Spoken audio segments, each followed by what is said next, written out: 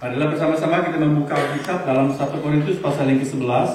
So open the Bible, 1 Corinthians chapter 11, ayat 23 sampai dengan ayat yang ke-26. 23 to 26. Saya minta Saudara Wira membaca dalam bahasa Inggris pertama-tama, kemudian saya akan membaca dalam bahasa Indonesia. I read it first in English. 1 Corinthians 11, 23 to 26. I read in NIV.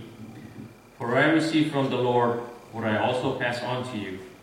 The Lord Jesus, on the night he was betrayed, took bread, and when he had given thanks, he broke it and said, "This is my body, which is for you.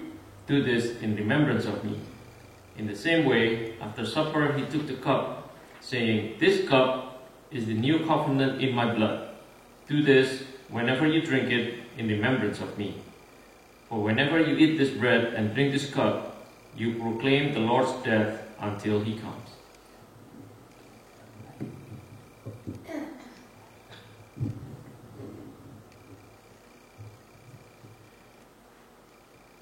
Saya bacakan dalam bahasa Indonesia.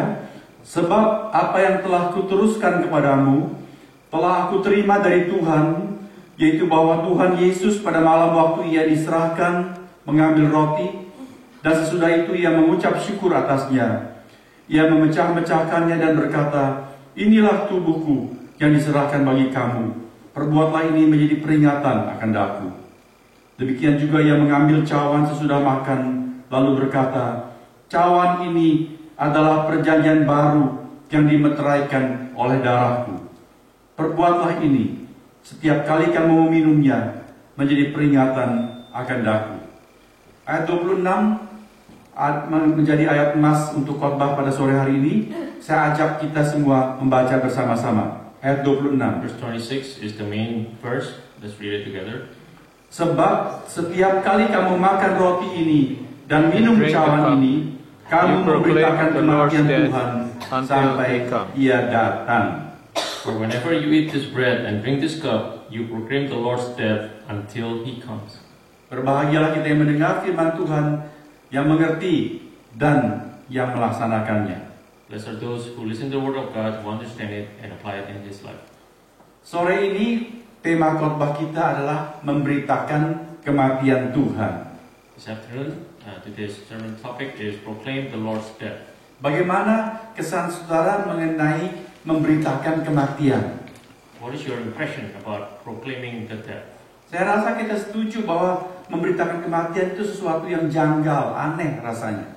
I think we all agree that proclaiming death is something that feels awkward. Karena manusia pada umumnya lebih suka merayakan hari kelahiran. Because humans tend to celebrate the birthday. Bayangkan kalau di dalam keluarga kita, You can imagine our family. saudara prefer mana? Pilih lebih suka yang mana? Which one do you prefer? Mengirimkan berita kelahiran Since notice about birth, anak saudara atau cucu saudara, your child or your grandchild, atau mengedarkan berita kematian. or notice about death. Tentu kita lebih semangat, lebih senang menyampaikan berita kelahiran daripada kematian, bukan? Of course, we're more enthusiastic about the birth notice, right? Atau kita juga lebih suka memberitakan kabar, minggu depan datang ya, itu peringatan wedding anniversary kami. Or we're more enthusiastic, we say, "Hey, please come next week. It's our wedding anniversary celebration." Mengapa gembar-gembor mengenai kematian? Why do we need to proclaim about death? Apakah Paulus tidak keliru Is Paul wrong in this case? ketika dia berkata, setiap kali kamu makan roti ini dan minum cawan ini di dalam perjamuan kudus, kamu memberitakan kematian Tuhan sampai ia datang. And he said that when you take this bread and take the cup, you proclaim the Lord's death until he comes. Paulus sama sekali tidak keliru. Paul is not wrong at all. Sebab apa, saudara? Why? Sebab kalau kita melihat riwayat Tuhan Yesus sendiri, Because if you look at the biography of Jesus, di dalam riwayat Tuhan Yesus, bukan riwayat Paulus. the biography of Jesus, Ya, biografi Jesus. Tuhan Yesus berulang kali dia sendiri memberitakan kematiannya. Jesus proclaimed his death many times himself. Tuhan Yesus tidak pernah menyebut-nyebut kelahirannya. Jesus never mentioned about his birth. Tapi berkali-kali dia secara khusus memberitahukan kematiannya. But several times, specifically, he mentioned about his death, Kematian yang makin dekat maksud saya. the upcoming death. Ada kesan kuat bahwa Tuhan Yesus sendiri menunggu-nunggu saat kematiannya. There's a strong impression that the Lord Jesus himself is waiting for his death. Jelas itu merupakan kebiasaan yang tidak umum. It's an unusual habit. Sehingga pada suatu ketika Petrus sempat menegur Tuhan Yesus. Till one day, Peter even rebuked Jesus. Bayangkan Petrus menegur Tuhan Yesus. Can you imagine Peter rebuked Lord Jesus? Di dalam Matius pasal 16 ayat 22, In Matthew 16, verse 22, di situ dikatakan Petrus menarik Yesus ke samping dan menegur dia. it says that Peter put Jesus aside and rebuked him. Katanya, Tuhan, kiranya Allah menjauhkan hal itu. Hal itu sekali-kali tidak akan menimpa engkau. He said, Lord, let God himself take that away from you. Let that thing not happen to you at all. Reaksi Petrus itu wajar. Peter's reaction is natural. Sebab pada waktu itu Tuhan Yesus baru berusia 30-an tahun. Because at that time, Jesus was in his 30s. Kalau orang sudah menjelang umur 70, When you're approaching 70, sering ngomong mengenai kematian. maybe you talk about your funeral. Itu lumrah. That's natural. Tapi orang usia 30-an bicara mengenai kematian, itu tidak wajar. But if you're in your 30s and you talk about your death, Dan it's Petrus not common. lebih tidak rela lagi karena pada waktu itu Tuhan Yesus sedang di puncak kepopulerannya. And Peter was reluctant because Jesus was at the height of his career. Dan Petrus serta rekan-rekan murid yang lain mengharapkan Tuhan Yesus menjadi raja dan mereka menjadi menteri-menteri. And Peter expected Jesus to be king, and they become his secretaries and ministries. Tapi menanggapi reaksi Petrus, Tuhan Yesus menegur Petrus dengan keras. But responding to Peter's reaction, Jesus rebuked Peter strongly. Saudara baca dalam ayat berikut di pasal 16 dari Injil Matius, Tuhan Yesus berkata kepada Petrus, You can read further in Matthew 16. Jesus said to "Enyahlah Peter, iblis ke belakangku." the devil away from me. Maksud Tuhan Yesus adalah pikiran Petrus itu adalah pikiran si jahat. What Jesus meant was Peter's thought was the thought from the devil. Bukan pikiran Allah. It's not the thought from God. Yesus sebagai putra Allah tahu bahwa Bapaknya memang mengutus dia ke dalam dunia untuk mati. Jesus, as the Son of God, knows that his Father sent him to this world to die. Meskipun dia masih sedang jaya-jayanya dan masih sangat muda. Although he was still really young and still at the top of his career, Paulus tidak keliru. Paul was not wrong at all. Karena Tuhan Yesus tidak pernah menghindari kematiannya. Because Jesus never avoided his death. Memang dia pernah berdoa dalam pergumulan terakhir di Getsemani, kalau boleh cawan itu lalu, dia tidak meminum. Yes, he struggled, he prayed, he says, let this cup be taken away from me. Namun setelah dia menuntaskan pergumulannya dengan berkata dalam doanya, namun bukan kehendakku, melainkan kehendak Bapa yang jadi. But after he's done his struggling, he says, not my will, yet your will be done, Lord. Waktu kita mempelajari riwayat Tuhan Yesus, If we study the biography of Jesus, kita lihat dia tidak pernah memelas-melas minta dikasihani. he never begged for pity. Dia tidak pernah memanfaatkan peluang-peluang untuk menghindari kematian. He never used any opportunity to avoid his death. Saya sebutkan salah satu peluang yang dia dapatkan untuk tidak usah naik ke Golgota dan mati di kayu salib. I mentioned one opportunity when he doesn't have to go to Calvary. Yaitu ketika dia diadili oleh Pilatus. When he was in front of the Pilate. Pilatus itu bukan seorang yang masih hijau dalam urusan hukum. Pilate is not a young man in terms of law.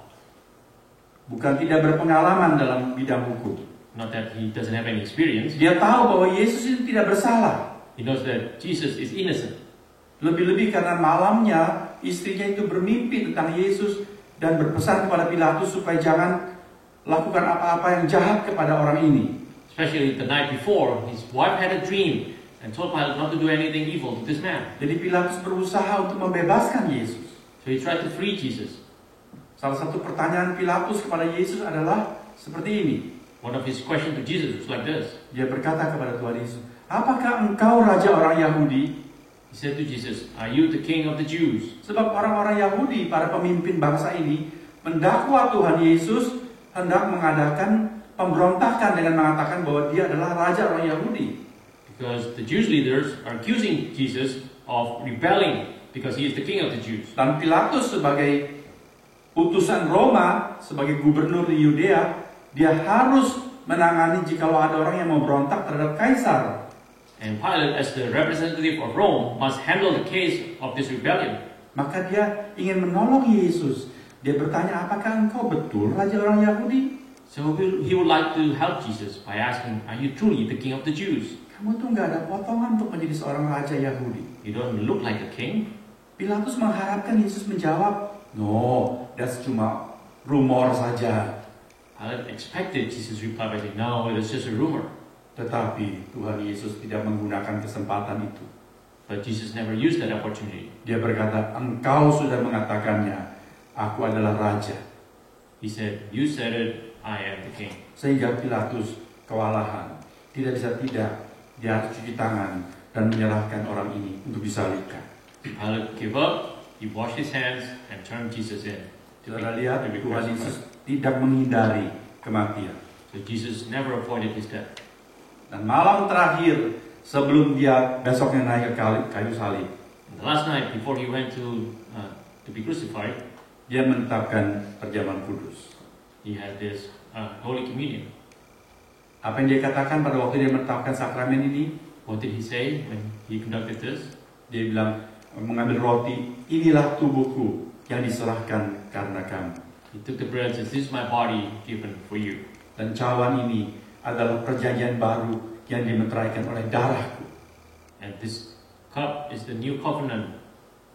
Jadi malam itu Tuhan Yesus sudah tahu besok dia akan naik kayu salib. So that night Jesus knew that he was going to the cross. Dan dia minta supaya saudara dan saya sebagai pengikut-pengikutnya setiap kali menyelenggarakan perjamuan kudus untuk mengingat kematian dia. And he asked for all of us, whenever we do this Holy Communion, that we do this in remembrance of him. Jadi Paulus tidak keliru ketika dia berkata, setiap kali kita makan roti dan minum cawan perjamuan kudus, kita memberitakan kematian Tuhan sampai ia datang. So Paul was not wrong when he said that every time we have this communion, we proclaim the Lord's death until he comes. Saudara, mengapa kita perlu memberitakan kematian Tuhan? Why do we need to proclaim the Lord's death? Karena kematiannya bukan suatu kekalahan, melainkan justru sebuah kemenangan. Because his death is not a defeat, it turns out to be a victory. Perkataan atau istilah memberitakan, The term proclaiming here, dalam bahasa Inggris Wira sudah menggunakan istilah itu, proclaim. no, that's the word, it's proclaim. Terjemahan lain mengatakan shows, memperlihatkan. Other translation means show. Ya, tetapi sebetulnya bahasa asli itu berarti memproklamirkan. In the original text, it's to proclaim. Saudara, apa artinya proklaim atau memproklamasikan? What does it mean to proclaim? Itu sebuah pernyataan yang sangat positif sekali. It's a very positive statement. Kalau kita melakukan hal yang memalukan, If we do something embarrassing, kalau seorang korupsi, if we corrupt, kalau seorang melakukan dosa yang mesum, if we do something lewd, ya, dia tidak akan muncul ke depan corong. Hari ini saya memproklamasikan bahwa saya adalah seorang koruptor. I will not go to the front and say, "Today I am a corrupter." Proklaim. I will not proclaim such thing. Kita nggak akan itu pamer seperti itu. We will not boast about such thing. Tetapi setiap 17 Agustus di Indonesia, orang melakukan upacara bendera memperingati hari proklamasi. But August 17 in Indonesia, we celebrated the Proclamation Day. Saya tidak tahu sekarang apakah setiap hari Senin di sekolah-sekolah masih ada upacara bendera. I don't know if every Monday we still salute the flag. Ya, lalu kemudian orang membacakan teks proklamasi, and then we read the Declaration of Independence, menyatakan bahwa pada hari itu Indonesia merdeka. stating that on that day Indonesia has reached independence. Istilah proklamasi adalah istilah yang sangat gagah sekali dan penuh kebanggaan. Term proclamation has a strong meaning to it. Jadi ketika Paulus berkata setiap kali kita menyelenggarakan perjamuan kudus, kita memproklamirkan kematian Tuhan. So when Paul says that every time we have the Holy Communion, we proclaim the Lord said, Itu bukan sesuatu yang bernada minor atau berwarna kelabu, it doesn't contain any dark meaning or negative melainkan connotation. sebuah kemegahan dan suasana sukacita, kegembiraan, kemenangan. It's a glorious, victorious, joyful event. Tuhan Yesus sendiri sangat menyadari dengan jelas hal ini. Jesus himself realized this. Setiap kali dia berbicara mengenai kematiannya, Every time he talks about his death, dia tidak mengucapkannya seperti nada tamat riwayat. he doesn't say it as if that's the end of his life. Tuhan tidak pernah berbicara mengenai kematiannya sebagai titik akhir atau full stop. He never mentioned it as the full stop of his life. Manusia pada umumnya kalau berbicara mengenai kematian, Humans, when we talk about death, itu berarti akhir dari hidupnya. that means the end of our life. Tapi ketika Tuhan Yesus berbicara mengenai kematiannya, But when Jesus talked about his death, selalu koma, it's always a comma, dan dia mengkaitkan berikutnya, tetapi pada hari yang ketiga, anak manusia akan bangkit dari antara orang mati. and he always follows with, on the third day, the Son of Man will rise from the dead. Dia selalu mengkaitkan kematiannya dengan kemenangan. He always related his death to victory. Saudara, di atas kayu salib Tuhan Yesus mengucapkan 7 ucapan. On the cross, Jesus said 7 things. Salah satu adalah sudah genap. One of them says, it is completed. Bagaimana Tuhan Yesus mengucapkan perkataan sudah genap itu? How did Jesus say this? Apakah sudah habis? Is it, oh, it's done, Tamat. the end? No. No. Di dalam bahasa asli, sudah genap itu adalah seruan seorang atlet. Kalau dia menempuh perlombaan, dia sampai ke garis finish, dia memutuskan kita finish itu sebagai seorang pemenang nomor 1.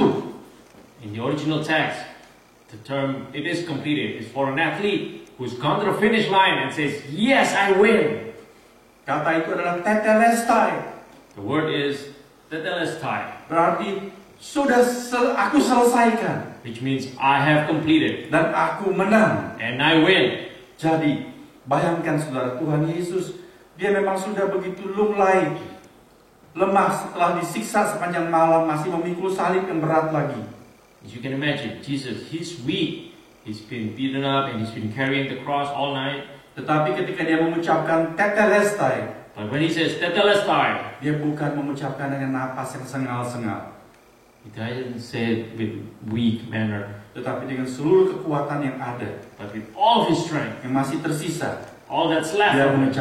mengucapkan sudah genap, He says, it is completed. sudah selesai, It's done. sudah aku rampungkan. I have completed everything. Dia menyelesaikan kematiannya sebagai seorang pemenang. He completed his death as a winner. Dia memproklamirkan kematiannya sebagai kemenangan. He proclaimed his death as his victory. Oleh sebab itu, saudara-saudara, And because of this, brothers and sisters, setiap kali kita merayakan perjamuan kudus, every time we have a Holy Communion, mari kita merayakan dengan suatu jiwa yang benar, let us celebrate it with the proper attitude, dengan suatu suasana yang tepat. with the proper environment. Banyak kali di dalam gereja-gereja, Many times in the churches, orang menyelenggarakan perjamuan kudus itu dengan sangat seram sekali, we celebrate it in a somber environment. sangat teduh sekali, Very quiet, seperti sangat sedih. very sad. Kalau menyanyi semua lagu-lagu yang sendu-sendu, yang sedih-sedih. And you sing with sad songs. Padahal, saudara-saudara, But what it turns out, maksud Paulus Paul Setiap said, kali here, kita merayakan perjamuan kudus, every time we marilah celebrate, kita rayakan dengan sukacita. let's celebrate it Sebab ini joyfully. adalah sebuah proklamasi kemenangan. It's a proclamation of victory. Apa saja yang kita rayakan di dalam perjamuan kudus, What do we celebrate in the Holy sehingga Communion? kita dapat merayakannya dengan sukacita. So that we can celebrate it joyfully. Pertama, Number one, di dalam perjamuan kudus, in the Holy Communion, kita diingatkan we are reminded bahwa karena kematiannya, that because of Jesus' death, kita, we, saya dan saudara, you and me, telah diperdamaikan dengan Allah. have been made at peace with God. Di dalam Kolose pasal 1 ayat 21 sampai dengan 22, In Colossians 1, 21 to 23, Rasul Paulus menulis, Paul said, kamu yang dahulu hidup jauh dari Allah dan yang memusuhinya dalam hati dan pikiran seperti yang nyata dari perbuatanmu yang jahat, sekarang diperdamaikannya di dalam tubuh jasmani Kristus oleh kematiannya. once you were alienated from God and were enemies in your minds because of your evil behavior. But now, He has reconciled you by Christ's physical body through death to present you holy in His sight, without blemish and free from accusation. Saudara, Brothers and sisters, perjamuan kudus Holy Communion mengingatkan kita remind us akan berkat dan anugerah yang istimewa. of this special blessing and grace. Saya dan saudara, You and me, kita orang-orang berdosa, we sinners, tetapi diterima Allah menjadi anak-anaknya. yet we have been received by God as Sebab His Tuhan children. Yesus Kristus telah mati untuk kita, bahkan ketika kita masih menjadi musuh Allah. Because Lord Jesus died for us, even when we were still enemies. Di dalam Roma pasal 8 ayat yang pertama, In Romans 8, Rasul Paulus juga menulis Paul also said, bahwa sekarang tidak ada lagi penghukuman untuk orang-orang yang berada di dalam Yesus Kristus.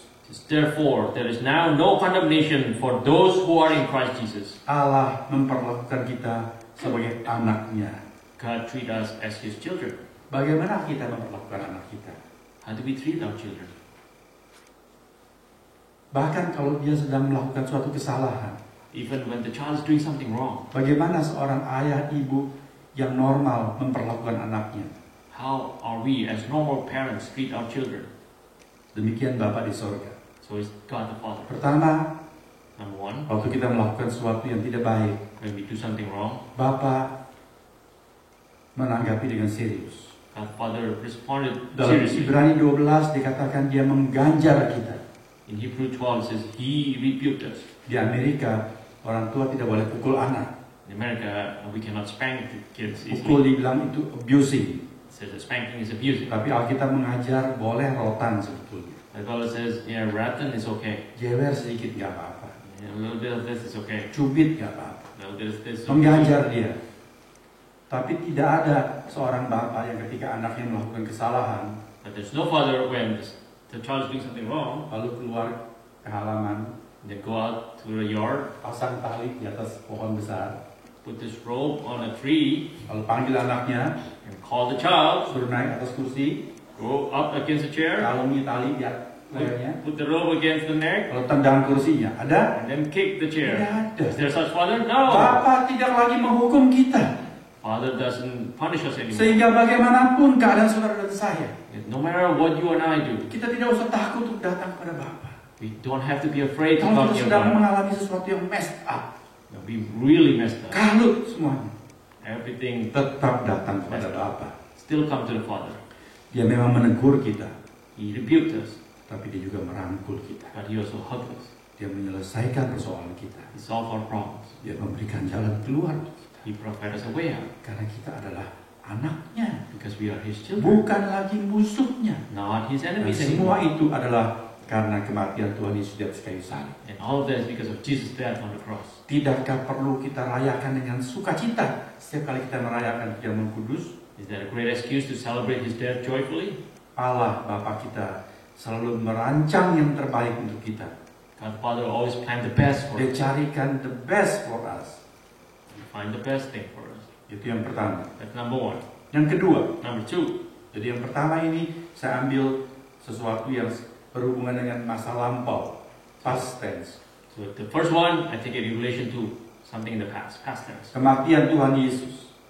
Jesus' death. Sekarang sesuatu yang berhubungan dengan masa kini. So now I take something in the context of today. Kematian Tuhan Yesus memberikan kita kekuatan di dalam segala macam kesulitan kita. Jesus' death give us strength in all of our problems. Karena kita melihat dari teladan kematiannya.